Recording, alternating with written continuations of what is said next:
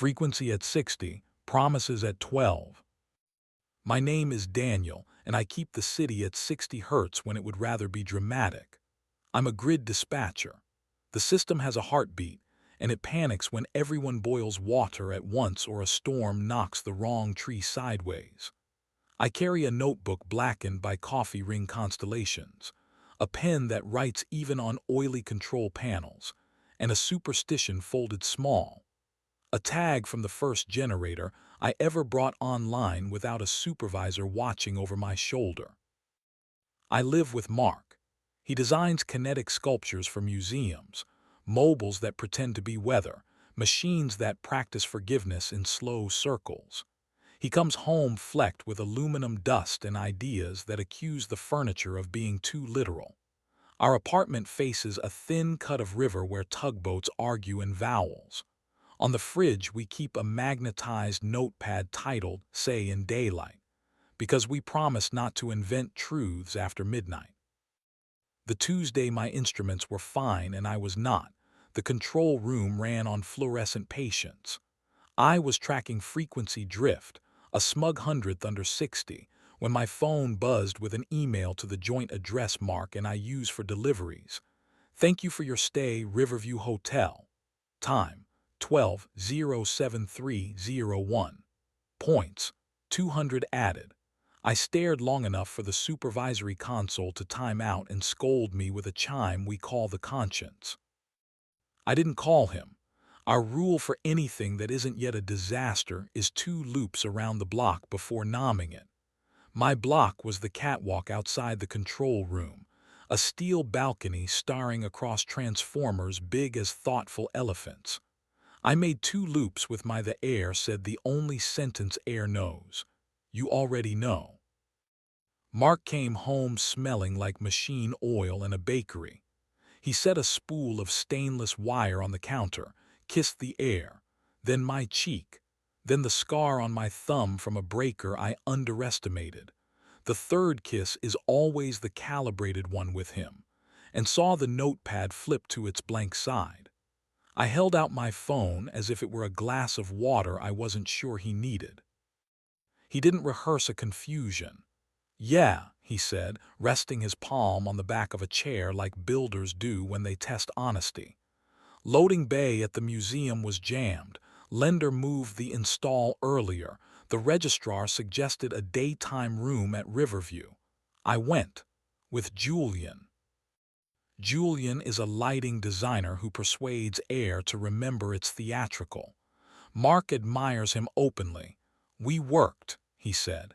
It felt good to be possible under a rig I didn't build.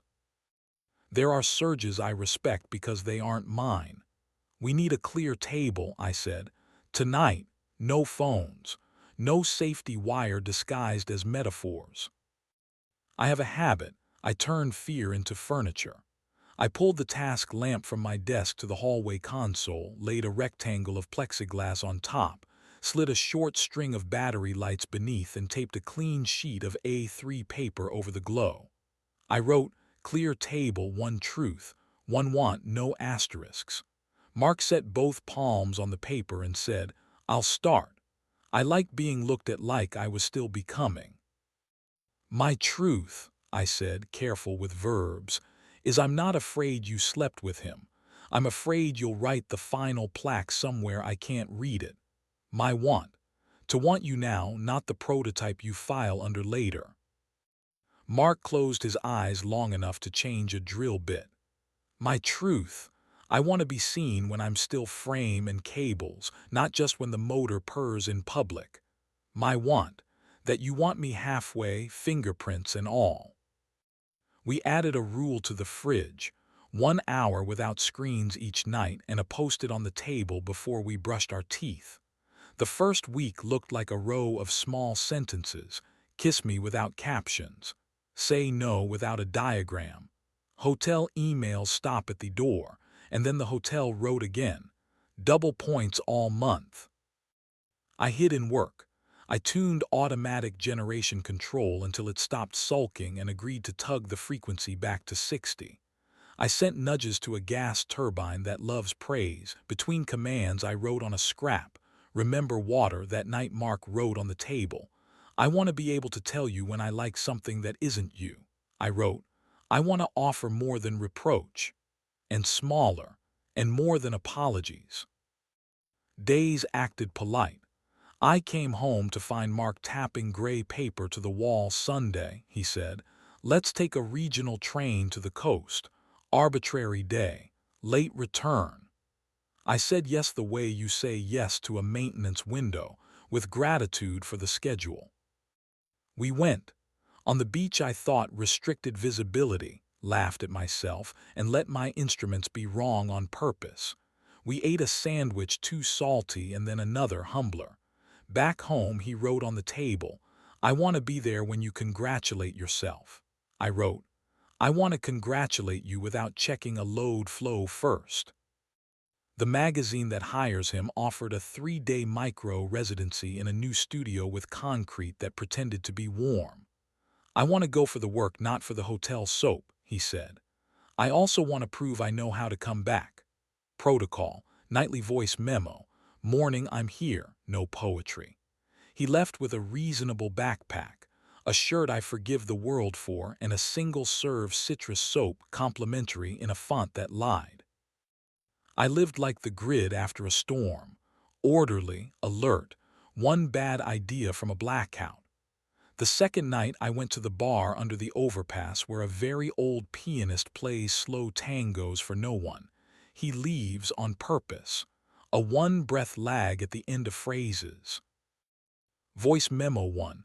The room doesn't smell like anything, it's almost sad. Voice memo 2. I'm here, plus a blurry photo of a white wall that breathed better than we had. Voice memo 3 didn't come for hours. I rearranged the apartment like I was hunting a frequency. Jealousy has the mechanics of a stuck contactor. Then a text. I'm making my no. I told them I have someone. I said I'm not interested in being profitable for anything else. He came back. He put a melon-scented soap on the console. Drawer for things we laugh about without getting hurt, I asked. Drawer, he said. On the table he wrote, let's learn something useless together. We tried whistling in 2 parts. Catastrophe first, then a narrow miracle. 30 seconds of overlap without envy. I don't want to be heroic. I want to be exact. Some evenings I open the archived hotel email the way you tongue a repaired tooth. Some mornings Mark comes home with a light I don't recognize. I can see the day tuned his frequencies. Sometimes the table looks like a bric-a-brac held together by tape. Sometimes a music stand waiting for breath. Yesterday a developer suggested substituting thinner steel and said the word value as if it were a synonym for less. I looked at the river and decided there are times you get to be the shore. No, I said politely as a warning sign. On the train back I watched a couple argue by texting. Their faces were calm and their thumbs shouted. On the block an old man asked if the scaffolding was safe. Better today than yesterday, I said. I'll keep it that way. He nodded like I'd handed him a handrail. On my way home I texted Mark. I don't want all your notes so I can own them. I want to know them so I can recognize them. He replied, then look. This morning the hotel tried again. Last chance to double your points. I clicked change address and typed hours. I taped 3 tags along the bottom edge of the table and wrote on them in block letters. ME, US, today. Mark put his hand flat on the paper. One truth, one want, no asterisks, he said. My truth, I still want to be looked at like I'm a draft. My want, that you look at me like I'm always in development. My truth, I said, is that I'm afraid of silence but less than yesterday. My want, to kiss you now, even if our hands smell like machine oil and electricity. The little lights under the plexi flickered as if agreeing. A tugboat outside decided to be careful on purpose. Somewhere a substation hummed its ancient yes-no and meant both. And the switches of the city, if you'll believe me, decided, for one night only, to line themselves without complaint.